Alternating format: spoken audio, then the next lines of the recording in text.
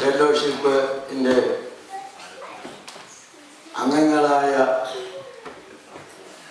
സഹോദരി സഹോദരന്മാർ, ഇന്നിവിടുത്തെ പരിപാടികൾ സശ്രദ്ധം വീക്ഷിക്കുകയും ശ്രവിക്കുകയും അതിൽ ഉൾക്കൊണ്ടിരിക്കുന്ന ആശയങ്ങൾ ഹൃദയസ്ഥമാക്കുകയും ചെയ്തുകൊണ്ടിരിക്കുന്ന സഹോദരി സഹോദരന്മാർ, എല്ലാവർക്കും എൻ്റെ സ്നേഹവന്ദനം യേശുക്രിസ്തുവിൻ്റെ ധന്യനൂർന്ന നാമത്തിൽ അറിയിക്കുന്നു. ഞാൻ ഇന്നിവിടെ അവതരിപ്പിക്കാൻ പോകുന്ന കവിത നമ്മുടെ ആദിമ മാതാവായ ഹവ്വയെ സംബന്ധിച്ച് വർണ്ണിക്കുന്നതും ആ ഹവ്വ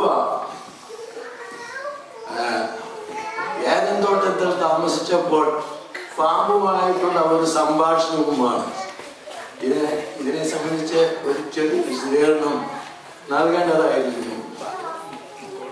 അഖിലാണ്ടത്തെയും അനന്തകോടി നക്ഷത്രങ്ങളെയും ഭൂലോകത്തെയും ഭൂമണ്ഡലങ്ങളെയും ഭൂലോകത്തിലെ സർവചരാചരങ്ങളെയും തൻ്റെ വാക്കാൽ സൃഷ്ടിച്ച സർവശക്തനും സർവജ്ഞനും സർവവ്യാപിയുമായ നമ്മുടെ ദൈവം തമ്പുരാൻ ആദിയിൽ ഈ ഭൂമിയിൽ നിന്നൊരു അല്പം മണ്ണെടുത്ത് തൻ്റെ സ്വരൂപത്തിലും സാദൃശ്യത്തിലും മനുഷ്യനെ സൃഷ്ടിച്ചു. അവന്റെ മൂക്കിൽ ജീവശ്വാസമൂതി അവൻ ജീവനുള്ള ദേഹിയായി തീർന്നു. അങ്ങനെ ജീവനുള്ള ദേഹിയായി തീർന്നപ്പോൾ ആ മനുഷ്യനെ ആദാം എന്ന ദൈവം പേരിട്ടു. അങ്ങനെ ആ ആദാമിനെ ഏദൻ തോട്ടത്തിൽ ഇരുത്തി ഏദൻ തോട്ടത്തിൽ താമസിച്ചു വരും. അങ്ങനെ ഇരുന്ന സമയത്ത് ഈ ആദാമിന് തക്കതായ ഒരു തുണയെ നൽകണമെന്ന് ദൈവം തീരുമാനിച്ചു. ദൈവം സൃഷ്ടിച്ച സർവചരാചരങ്ങളെയും നോക്കിയിട്ടും തക്കതായ തുണയെ കണ്ടെത്താനായില്ല. അപ്പോ അവനിൽ നിന്ന് തന്നെ ഒരു തുണയുണ്ടാക്കി കൊടുക്കാം എന്ന് തീരുമാനിച്ചു. അങ്ങനെ ആദാമിനെ ഗാഠനിദ്രയിലാക്കിയിട്ട് അവന്റെ പാർശ്വത്തിൽ നിന്ന് ഒരു അസ്ഥി ഓടിച്ചെടുത്ത് വിശ്വഭക്തിയായും വിശ്വമോഹിനിയായും വിശ്വൈക മാതാവുമായുള്ള ഒരു വനിതയെ നിർമ്മിച്ച് ആദാമിന്റെ മുമ്പിൽ കൊണ്ടുവന്ന് നിർത്തി. ആദാമിന്റെ മുമ്പിൽ കൊണ്ടു നിർത്തിയിട്ട് അവനോട് ഉറക്കമുണരാൻ പറഞ്ഞു. ഉറക്കമുണർന്നു കഴിഞ്ഞപ്പോൾ കണ്ട കാഴ്ചയാണ് ആദ്യത്തെ എൻ്റെ അവതരണം. ഉറക്കമുണർന്നവൻ കണ്ണുകൾ മന്നം മന്നം തുറക്കും നേരം ഒരു ദിവ്യാം നാരീരത്നം തനിക്കു മുന്നിലായി നിൽക്കുന്നു വിഭാഗത്തിൽ കനൽക്കു നേരായി കിടക്കുതിച്ച പാലുപോലെ.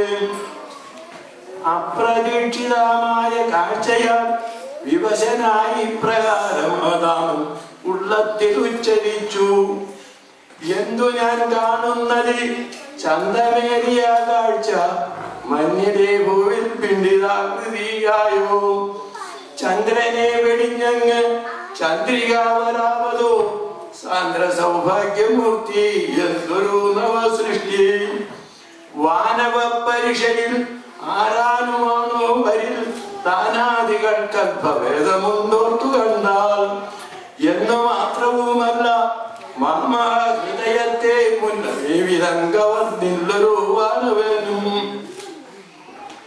കേശഭംഗിയും ദേഹകാന്തിയും മുഖാംബുജത്തിൽ ആശുകൻ പോലെ കളിയാടുന്ന പ്രസാദവും, പുഞ്ചിരി കൊണ്ട് തിരികെ ജാതിയും വശപ്പെടും അഞ്ചിതമായതെന്താമുളപ്രഭേദം.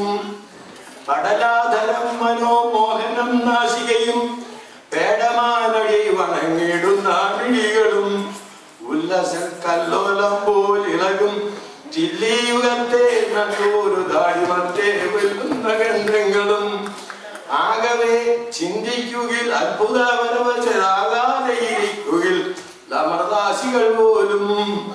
സ്വർഗീയ ശില്പിയുടെ വാസനാബലമെല്ലാം അഗ്കളാവിനെ കാണുന്നുണ്ട് ഞാൻ ഈ സൃഷ്ടിയിൽ. സർവാസീതിനിയാം ഒന്നിത ദിവ്യ ചർവാങ്ങിക്കരികിലേക്ക് എന്നെ ആകർഷിക്കുന്നു. കിടപ്പാൻ എനിക്കൊട്ടും കഴിവിൽ എഴുന്നേറ്റ് കൊടുക്കുന്നവളുടെ അടുക്കൽ ഓടിച്ചെന്ന് തുടുത്ത കാത്തിരിന്നും അവൾ തന്നുടലിന്ന് വെടുപ്പായി പ്രായമശ്ലേഷത്താൽ ഇങ്ങനെ അവര് ആ ഏതൻ തോട്ടത്തില് അങ്ങനെ ജീവിച്ചുകൊണ്ടിരിക്കുന്ന സമയത്ത് ആ തോട്ടത്തിനകത്തേക്ക് നമ്മുടെ പാമ്പ് ഇഴഞ്ഞു കയറി. അവിടെ ചെന്നപ്പോൾ സ്ത്രീയെ കണ്ടു, ഹവ്വയെ കണ്ടു. അവരുമായുള്ള ഒരു സംഭാഷണങ്ങളെ വിവരിച്ചിട്ട് ഞാൻ കവിത അവസാനിപ്പിക്കുകയാണ്. ദേവനാം യഹോവയിൽ സൃഷ്ടികളെല്ലാറ്റിലും കേവലം ചരിസ്പ്രദം കഥനായി തീർന്നു കഷ്ടം. ദാനവാനായകന്റെ കൗശല ചൂടിയതിൽ താണസൽക്കാമരമായി തീർന്നൊരു യുരകേന്ദ്രൻ. സ്ത്രീയുടെ അടുത്തെത്തിയിട്ടായവളോട് നിജ മായിക വിദ്യയെടുത്തി വിധം ചോദ്യം ചെയ്തു. രാമണീകമന്യ ദർശമാം വിവേകമൻ നീവക ഗുണങ്ങൾക്ക് ധാമമേ തോട്ടത്തില് വൃക്ഷസഞ്ജയാബല ഒന്നുമേ ഭക്ഷിക്കായ്വാൻ രൂക്ഷമാവാൻ ജനങ്ങൾക്ക് ഈശ്വരൻ നൽകിയിട്ടുണ്ടോ? നാല് ചൊന്നതിനേവം ഉദ്യാനദ്രുമങ്ങളിൽ ചാരുവാമ്പലം ഞങ്ങൾ കസിക്കാമെന്നാകിലും ആരാമ്യ മധ്യസ്ഥിതമായുള്ള ഗുണദോഷ പൂരുകാഫലം ഭക്ഷിക്കാവതല്ലൊരിക്കലും. സർപ്പമുത്തരാമോദി മറ്റുള്ള മരങ്ങളിൽ ഉദ്ഭവിച്ചിടും ഫലം ഒക്കെയും അസ്യമെങ്കിൽ നട്പഴും ഇതിലുള്ള കായ്കളും വസിക്കുവിൽ ഉൾപരിതാപം വരിൽ ഉയരും നഷ്ടപ്പെടാം. ഹവ്വയൊന്നരീരേവം ഈ ഫലം അസ്യമെങ്കിൽ സർവപാലകനത് തടയാനിടയില്ല. ക്ഷുദ്രജീവിയിൽ പോലും കൃപയുള്ളവൻ തന്റെ പുത്രരാം ഞങ്ങൾക്കിത് നൽകാതെ ഇരിക്കുമോ? ഓതിനാൻ വ്യാളം നിങ്ങളെന്തറിയുന്നു? ജഗന്നാഥന് തദ്ദാതൃക്കെന്നുള്ള പേരുറപ്പാകാൻ നന്മയും ഉത്കർഷവും അന്യനുണ്ടാകും വഴി കല്ലുവച്ചടച്ചു പോവും സ്വാർത്ഥമേ പുരുഷാർത്ഥം. എന്തൊരു കുറവുണ്ടാം ഈ ഫലം ത്യജിച്ചെന്നാൽ, എന്തൊരു ഗുണമുണ്ടാം ഇതിനെ നിരസിച്ചെന്നാൽ. ഏവമത്വനേമണി ചോദിച്ച നിമിഷത്തിൽ ആ വിലാസഭാഷാനുരച്ചാന സംഗീതം നിങ്ങൾക്ക് സത്യജ്ഞാനമരുളും നേത്രമയ്യോ മംഗലാർ തടഞ്ഞുപോയി കഠിനാജ്ഞ മൂലം. നന്മ എന്നതുപോലെ തിന്മയും അറിയേണ്ട മർമ്മമാണിത്. ജ്ഞാനാഭിവൃദ്ധിയുണ്ടാം. ജ്ഞാനത്തെ കവിഞ്ഞു നാം കാമിപ്പാൻ എന്തോന്നുള്ളൂ. ജ്ഞാനിയായി തീരുമ്പോൾ അതീശ്വരനായി ഭദ്രേ. അതിനാൽ ഭയപ്പെടാതെടുത്തു ഭക്ഷിക്കുവിൻ. ഈ ഫലം അങ്ങനെ ഈ ഫലം എടുത്ത് ഭക്ഷിച്ചോളാൻ പറഞ്ഞു. അങ്ങനെ അവർ ഭക്ഷിച്ചു. മക്കൾക്കും ഉള്ള പാപത്തിലേക്ക് അവർ വീണുപോയി. ഇതാണ് കവിതയുടെ അവസാന ഭാഗം. ഇങ്ങനെ നീണ്ടുപോകും കഥ. ഞാനങ്ങനെ വേദിച്ചോലെ നിങ്ങൾക്ക് ഇവിടെ സമയം ഉണ്ടാവില്ല, അതുകൊണ്ട് ഞാൻ നിർത്തിയാണ്. നിങ്ങൾക്ക് നമസ്കാരം.